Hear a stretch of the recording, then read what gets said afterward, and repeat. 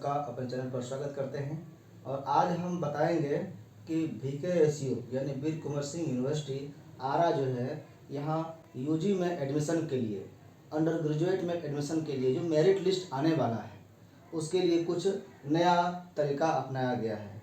कारण ये है कि एडमिशन जब होता है तो बड़ा सा मेरिट लिस्ट निकलता है। इसमें अलग अलग कैटेगरी के विद्यार्थियों का सिलेक्शन उसके नंबर के आधार पर किया जाता है और इस क्रम में बहुत बड़ा लिस्ट हो जाता है और कभी कभी बहुत भीड़ भी बढ़ जाती है।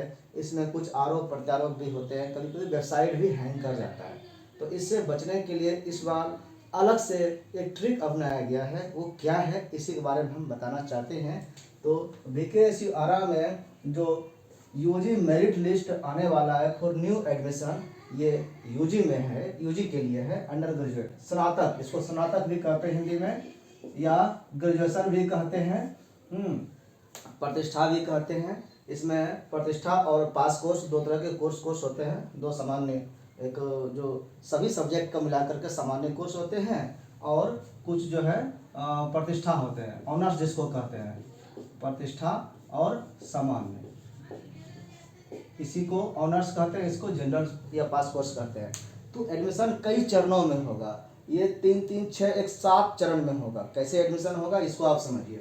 तो देखिए, सबसे पहले आपको पता है कि 100 सीट है। मान लीजिए किसी भी सब्जेक्ट में एडमिशन के लिए 100 सीट है, 100% पर इसको ढाले हुए हैं। तो 100 सीट में 50% वो जनरल को मिलता है, आपको पता है।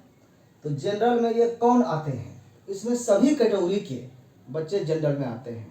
तो इसमें जनरल में आने का जो क्राइटेरिया है वो आपको 10% इसी में दिया गया है। तो 50% को अब तोड़ करके क्या किया गया है, 40 + 10 EWS के लिए और 40 जनरल के लिए है। जनरल के कैटेगरी में कट ऑफ में ये कट किया गया है, 10% EWS के लिए है। तो इस क्राइटेरिया पर कैसे होगा, तो देखिए, और यहाँ पर यह भी ध्यान रखना है कि महिला और पुरुषों को समान मौका देना है।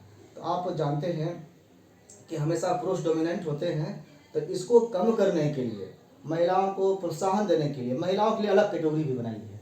तो यहाँ पर देखिएगा 26% जो है ये जनरल कैटेगरी के रखे हैं, यानी कि इस 26% में सभी कैटेगरी के, चाहे वो SC ST BC1 BC2 या जो भी कोटा का है, वो सभी विद्यार्थी इस कैटेगरी में आ सकते हैं। और मेल फीमेल, लड़का लड़की कोई हो, सभी आएंगे। तो कहने का ये मतलब है कि 100 में सबसे टॉप पर जो 26 जिसका रहेगा, नंबर पर है ये ना सिलेक्शन, तो सबसे टॉप जो मेरिट लिस्ट में आता है, जिसका ज़्यादा नंबर है उसे, तो वैसे 26 लोगों का सिलेक्शन हो जाना है, चाहे किसी कैटेगरी में हो। जरूरी नहीं है कि फॉरवर्ड होगा, बैकवर्ड भी होगा, पिछड़ा भी होगा। तो 26% ये इसी को जनरल कैटेगरी कहते हैं, इसमें सभी लोग आते हैं। इसके बाद बचता है 14%। तो 14% में क्या किया गया, यहाँ से जब नीचे चलेंगे तो 14% को लिया गया सिर्फ महिला। अब यहाँ से इससे कम परसेंटेज वाले को देखेंगे तो 14 महिला को ले लेंगे। 14 अगर 100 सीट है तो 14% जहाँ तक पूरा होगा तो वहाँ तक सिर्फ महिला को लेंगे, लड़के को छोड़ देंगे। तो ये 14% हो जाएगा। तो महिलाओं की संख्या बढ़ जाएगी, नहीं बढ़ जाएगी। इसमें भी महिला है ही, कुछ तो रहेगा ही। और यहाँ अलग से महिलाओं को कैटेगरी दिया गया तो महिलाओं की संख्या ज़्यादा हो गई। अब ये हो गया। अब 10% जो है ये EWS के लिए, ये फॉरवर्ड के लिए, इसमें बैकवर्ड नहीं आएंगे, इसमें SC ST दलित नहीं आएंगे, ये सिर्फ फॉरवर्ड के लिए है। और कौन फॉरवर्ड होगा, ये जो इकोनॉमिक वीकर सेक्शन से, जो गरीब है। इसका कुछ क्राइटेरिया है कि संभवतः 8 लाख है, तो 8 लाख से कम जिसका इनकम है, जिसके घर में, वो गरीब माना जाता है। तो ऐसे लोग इसमें आएंगे, लेकिन उनके पास ये सर्टिफिकेट भी बना होना चाहिए। इनकम सर्टिफिकेट के बाद ये बनता है, ये सर्टिफिकेट भी अवश्य चाहिए। अगर ये रहेगा तभी एडमिशन होगा, सिलेक्शन में आ भी जाएगा। और ये सर्टिफिकेट अगर वो उपलब्ध नहीं कराता है तो एडमिशन नहीं होगा। तो इस तरह से 50% एडमिशन रिजर्व होगा। तो 50% सीट पर जो है इस प्रक्रिया से एडमिशन होगा। तो ऐसा प्रक्रिया अपना करके 50% तक एक लिस्ट बनाया जाएगा जो फर्स्ट मेरिट लिस्ट होगा। इसके आधार पर 5 दिन 7 दिन 10 दिन समय दिया जाएगा एडमिशन कराने के लिए। जो एडमिशन करा लेंगे, अगर जितना सीट है वो सभी पूरा फुल सीट के लिए निकलेगा। तो अगर सभी लोग एडमिशन करा लेते हैं, सभी एलिजिबल होते हैं, तब तो सीट खत्म हो गई, दूसरा लिस्ट निकालने की जरूरत नहीं पड़ेगी। लेकिन अगर इसमें किसी को कुछ प्रॉब्लम हो गया, कोई डॉक्यूमेंट्स नहीं ला पाया, कोई टीसी नहीं ला पाता है, और कोई मार्कशीट उपलब्ध नहीं करा पाता है, कोई कोर्ट माइग्रेशन नहीं ला पाता है, कोई जाति ईडब्ल्यूएस नहीं ला पाता है, तो ऐसे लोगों का एडमिशन नहीं होता है। तो बचे हुए सीट पर फिर से इसी कैटेगरी के आधार पर, किस कैटेगरी में कितना सीट बचा है उसके आधार पर दूसरा लिस्ट निकलेगा, इसमें एडमिशन होगा। इसमें भी कुछ रेस्ट अगर बच जाए तो तीसरा लिस्ट निकलेगा। ठीक है, 3 लिस्ट तक ये एडमिशन होगा। और इसमें भी कुछ बच जाए तो रेस्ट के लिए उसको अभी छोड़ा जाएगा। इसके बारे में बात बताते हैं। ये रिजर्व के लिए नहीं था, ये अनरिजर्व के लिए था। इसको अनरिजर्व कैटेगरी कहते हैं और ये यूआर कैटेगरी कहते हैं, अनरिजर्व। अनरिजर्व कैटेगरी के लिए ये सिस्टम था। अब ये कैटेगरी है रिजर्व के लिए। तो रिजर्व वर्ग में जब आएगा ये आर, रिजर्व कैटेगरी। ठीक है, तो अब इसमें अलग अलग जातियां हैं, BC1, BC2, SC, ST और EWBC।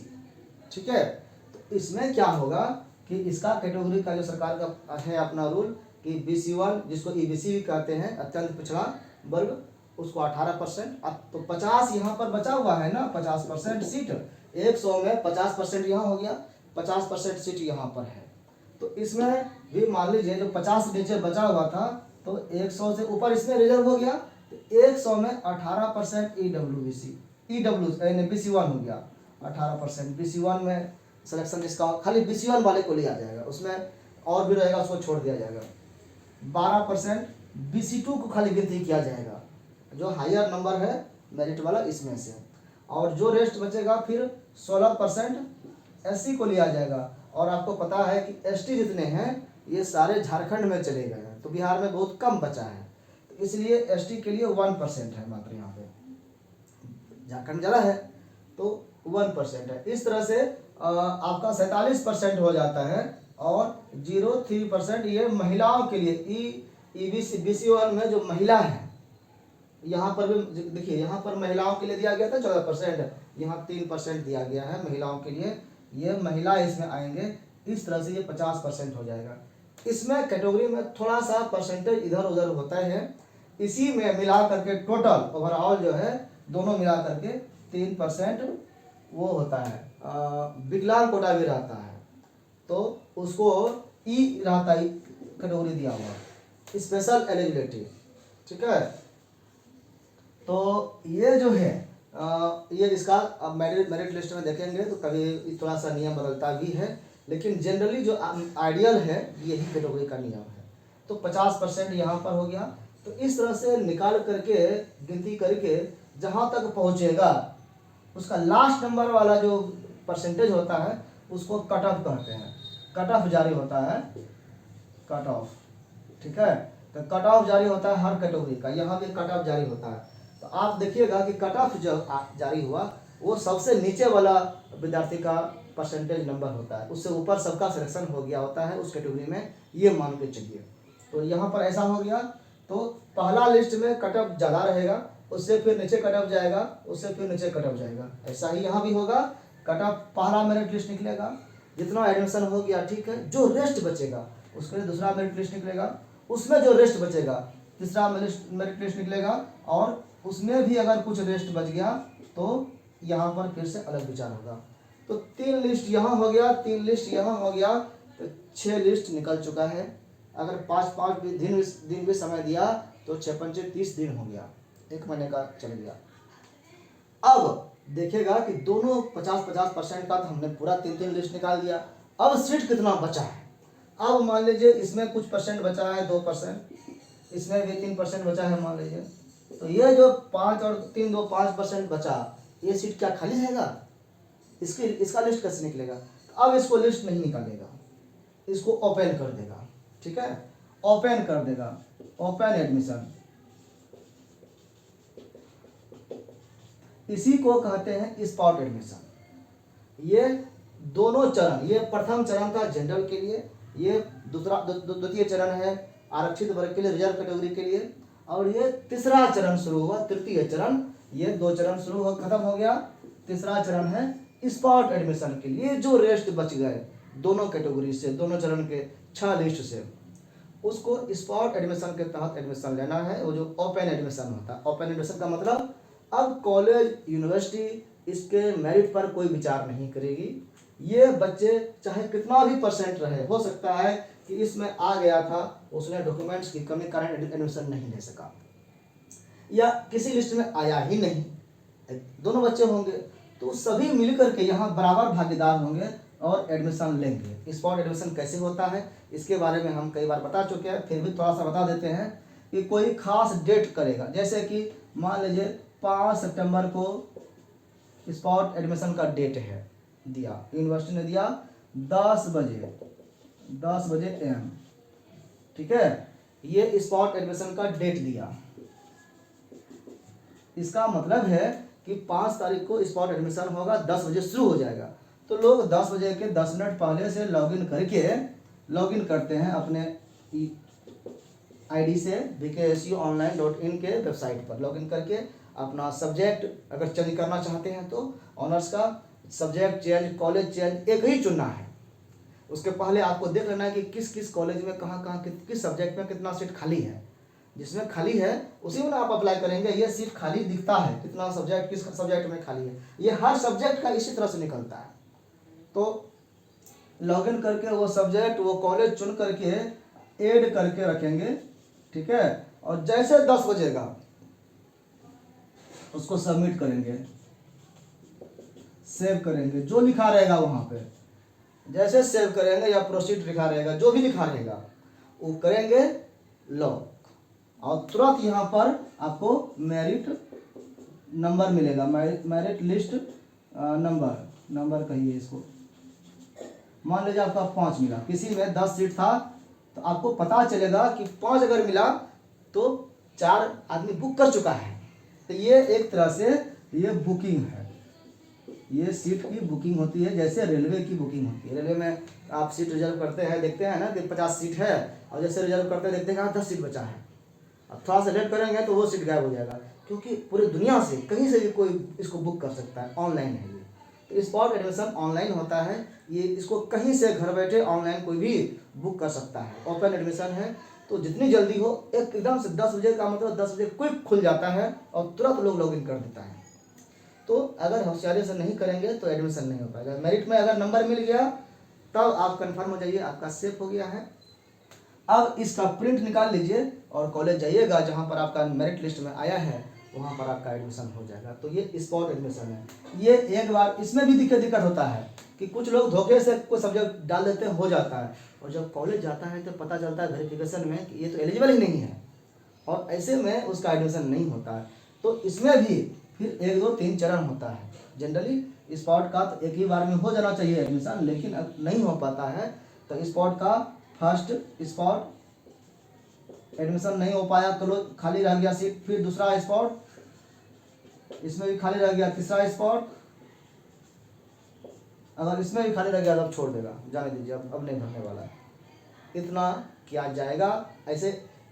अब पहले और इसमें अंतर क्या है, तो पहले जो होता था ये सारे को मिला करके एक ही लिस्ट निकलता था, और एक लिस्ट दोनों को मिला करके, सभी कैटेगरी को मिला करके, ये और ये जो चरण है ये चरण नहीं होता था, एक ही चरण होता था, और मिला करके फर्स्ट मेरिट लिस्ट, दूसरा, तीसरा, कभी कभी तो 5 पहली बार जब ये लागू किया था 10 मेरिट लिस्ट निकला था, तब भी एडमिशन फुल नहीं हुआ था और लास्ट में स्पॉट करना पड़ा था। अब इसको इस तरह से क्रमशः किया जाएगा। तो उम्मीद है कि देखिए जिसका जनरल में आ जाएगा इस 50% में यहाँ तक, ठीक है, 26 और 14 40% तक जिसका आ जाएगा उसको किसी सर्टिफिकेट की जाति की जरूरत नहीं है। तो जिसका आ जाएगा वो तो एडमिशन ले ही लेगा, या तो टीसी या माइग्रेशन की सिर्फ जरूरत है। इसमें जो बच्चे आएंगे उसको EWS का सर्टिफिकेट चाहिए, इसमें कुछ छटेंगे, तो ये तो आराम से हो जाएगा। इसमें खाली सीट रहने का बहुत कम चांस है। इसमें सीट हमेशा खाली रह जाता है कैटेगरी के कारण, सर्टिफिकेट सबके पास नहीं होता है। तो ये तरीका था, और देखते हैं कि ये तो कई बार बैठक हो रही है और पास नहीं हो पा रहा है। आज जो है बैठक होने वाली है और इसी पर मुहर लगना है, इसको सब लोग अप्रूव कर देंगे तो ये ओके हो जाएगा, और फिर इसके आधार पर पहला मेरिट लिस्ट आ जाएगा। तो अभी जो यूनिवर्सिटी में 2022 से 25 सत्र का जो एडमिशन होना है, ये सेशन है, इधर लिख देते हैं सत्र, इसको इंग्लिश में सेशन कहते हैं। इसके लिए मेरिट लिस्ट आने का इंतजार हो रहा है, बहुत लोगों का इंतजार हो रहा है। एडमिशन बहुत ही लेट हो गया है, जुलाई से शुरू होता है सत्र। देखिए बिहार बोर्ड ने मार्च में ही रिजल्ट दे दिया है, तीसरा महीना में दिया है, 7वां महीना से क्लास चालू होना चाहिए। 4 महीने थे एडमिशन कराने के लिए, अप्लाई हो गया, सब कुछ हो गया है। 8वां महीना चल रहा है, अभी तक लिस्ट नहीं आया है। लिस्ट आना शुरू होगा तो ही महीने 1.5 महीने एडमिशन में लगेंगे। क्लास शुरू कब होगा भगवान जाने। तो ये उम्मीद करते हैं कि जल्दी से जल्दी अब इस पर मुहर लग जाए और लिस्ट आना शुरू हो, ताकि एडमिशन क्विक हो जाए, सीट फुल हो जाए और लोग फिर क्लास करें। सीट में कुछ सब्जेक्ट ऐसे हैं, जैसे हमारा भी सब्जेक्ट है, इसमें शुरू में लोग अप्लाई नहीं करते हैं और बाद में फिर एडमिशन के लिए फिलॉसफी चुनते हैं। तो इसको अगर पहले ही डाल दें तो शुरू में एडमिशन हो जाएगा और आराम से हो जाएगा, बाद में फिर संघर्ष होता है। तो उम्मीद करते हैं ठीक हो जाएगा। मिलते हैं फिर कुछ और जानकारी के साथ अगले वीडियो में। धन्यवाद।